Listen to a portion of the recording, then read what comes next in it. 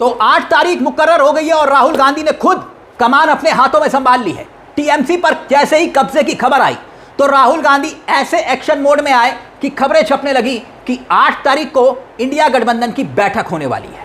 तो क्या मोदी को हटाने के लिए कोई फाइनल फैसला होने वाला है? क्या वाकई में इंडिया गठबंधन की कमान अब खुद राहुल गांधी लीड करने वाले हैं और यह कमान कोई और नहीं, खुद ममता बनर्जी उनके हाथ में सौंपने वाली है?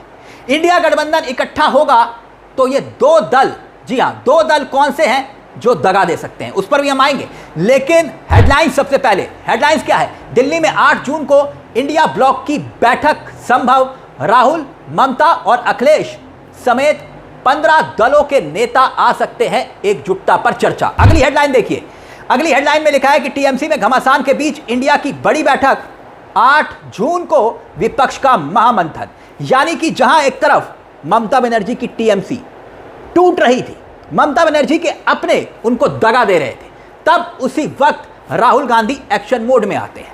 यानी कि वो ममता बनर्जी जो कल तक राहुल गांधी के साथ खड़े होने को तैयार नहीं थी, वही राहुल गांधी लगातार फोन पर ममता बनर्जी से बातचीत कर रहे हैं।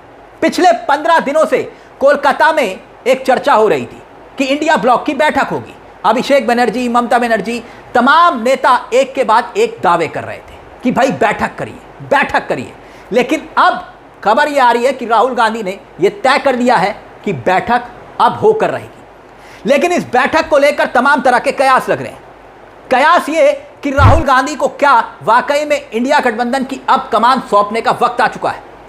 क्यों ये सवाल उठ रहे हैं? सबसे पहले अगर आप इस वक्त तमाम क्षेत्रीय पार्टियों के हालात देखिए, शिवसेना उद्धव ठाकरे की पार्टी लगभग 2 फाड़ गुजरात लॉबी ने कर दिया है, पार्टी टूट चुकी है।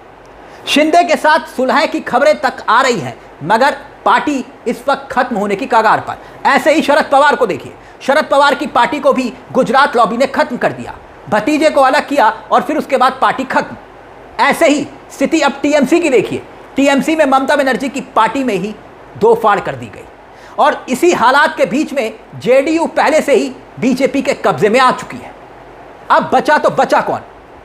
ऐसे में राहुल गांधी का वो बयान खूब सुर्खियों में रहा जब राहुल गांधी ने मंच से खड़े होकर एक दावा किया था कि बीजेपी को सिर्फ कांग्रेस ही हराएगी। कुछ भी हो जाए, विचारधारा की लड़ाई है और 2 ही विचारधारा इस देश में लड़ती है, राजनीतिक 2 ही विचारधारा है। एक आरएसएस की, नफरत की, बंटवारे की, दूसरी कांग्रेस पार्टी की, मोहब्बत की, एकता की विचारधारा। आप देख लेना,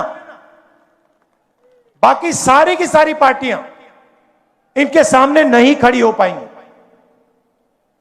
एक नहीं हो पाएगी और अंत में सिर्फ कांग्रेस पार्टी खड़ी होगी और कांग्रेस पार्टी इनको हराएगी।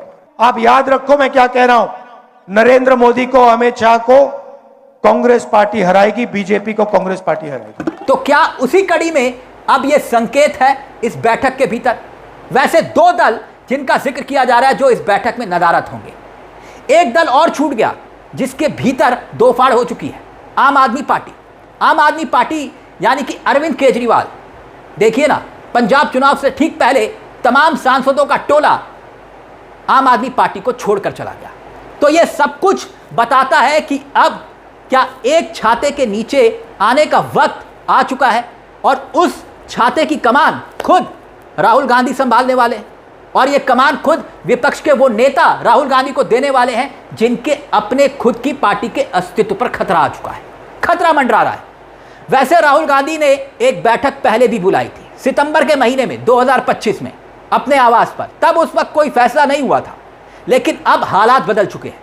जिस तरह के समीकरण दिखाई दे रहे हैं, जिस तरह की परिस्थितियां दिखाई दे रही है, मोदी सरकार चौतरफा घिरी हुई है। चाहे आर्थिक अर्थव्यवस्था के मामले में देखिए, जिस तरह से सुनामी आ रखी है, यहां तक कि गोल्ड बेचने तक की खबरें आ रही हैं, आरबीआई ने गोल्ड बेच दिया, इस तरह की खबरें उड़ रही हैं। दूसरी तरफ पेपर लीक का मामला जो इस वक्त पूरे देश में गूंज रहा है, धर्मेंद्र प्रधान के इस्तीफे तक की खबरें आ रही हैं। यहां तक कि विदेश नीति, एस जयशंकर पूरी तरह से चरमराती हुई, एप्स्टीन का मसला, हरदीप पुरी, पेट्रोलियम यानी कि गैस की किल्लत का मसला, यानी कि हर तरफ से अगर आप देखेंगे तो इस तरफ मोदी सरकार घिरी हुई है। लेकिन विपक्ष में एक नेतृत्व की कमी है और वो नेतृत्व की कमी क्यों दिखाई देती है? क्योंकि इंडिया गठबंधन एक साथ इकट्ठा नहीं हुआ। अब याद करिए कि इंडिया गठबंधन अगर एक साथ इकट्ठा हो गया तो क्या होगा, आपके मन में सवाल। 2024 को याद करिए, 2024 में इसी इंडिया गठबंधन ने 234 सीटें अपने नाम कर ली थी, यानी कि बहुमत से चंद कदम दूर रह गई इंडिया गठबंधन की सीटें। और ऐसे में जो 400 पार का नारा मोदी जी दे रहे थे, वो 400 पार का नारा हवा हवाई हो गया। खुद कांग्रेस 99 सीट और समाजवादी पार्टी उत्तर प्रदेश में लीड करती है, और दूसरी तरफ टीएमसी तब उस वक्त लोकसभा में पश्चिम बंगाल में लीड करती है। ये तीनों पार्टियां एकजुट हो गई तो फिर क्या एक बार फिर से परिस्थितियां और हालात बदलेंगे? वैसे 6 तारीख के बाद 8 तारीख मुकर्रर क्यों हुई? 6 तारीख आप जानते हैं वो कॉकरोच जनता पार्टी। कॉकरोच जनता पार्टी की हकीकत क्या है, अभी इस पर इंतजार करना होगा, क्योंकि तमाम तरह की अफवाहें हैं, तमाम तरह के सवाल हैं। और वैसे भी अन्ना आंदोलन देश के भीतर वो फ्रेब का सच था जो अब देश के सामने आ चुका है। अन्ना हजारे कहाँ हैं? वो तो एक फ्रेब और एक धोखा था ना, कि भाई अन्ना हजारे ने आंदोलन किया, अब किसके कहने पर किया, क्यों किया, वो तमाम बातें सामने आ चुकी हैं। तो क्या कॉकरोच जनता पार्टी पर भी जनता इतनी जल्दी भरोसा करेगी? आने वाला वक्त बताएगा। ऐसे में 6 तारीख और दूसरी तरफ 8 तारीख जब समूचा विपक्ष एक साथ एक छत के नीचे इकट्ठा होने जा रहा है। मगर सवाल ये कि क्या राहुल गांधी को कमान सौंपने की अब तैयारी हो चुकी है? क्या समूचा इंडिया गठबंधन राहुल गांधी को ही कमान सौंपने वाला है? और अगर ऐसा हुआ तो क्या इंडिया गठबंधन वाकई में मोदी को हरा पाएगा? यह भी एक बड़ा सवाल है। और राहुल गांधी जिस तरह से आक्रामक हैं, वो एक चुनौती बनकर मोदी के सामने खड़े होने वाले हैं। यानी कि 8 तारीख की बैठक में बहुत कुछ तय होने वाला है। इस पूरे मुद्दे को लेकर अपनी राय कमेंट बॉक्स में जरूर रखिएगा। आपको क्या लगता है कि इंडिया गठबंधन के एक साथ होने से कुछ देश में बड़ा हो सकता है, यानी कि आंदोलन टाइप का? क्योंकि चर्चाएं तो ये भी हैं। अपनी राय कमेंट बॉक्स में जरूर रखिएगा। मुझे तिलक चावला को दीजिए इजाजत। एक छोटी सी दरख्वास्त, अब तक आपने बेल आइकॉन नहीं दबाया तो दबा दीजिए। मंच आप ही का है, जहां सिर्फ हम खबर नहीं दिखाते, खबर के पीछे की खबर भी बताते हैं। नमस्कार, जय हिंद, जय भारत।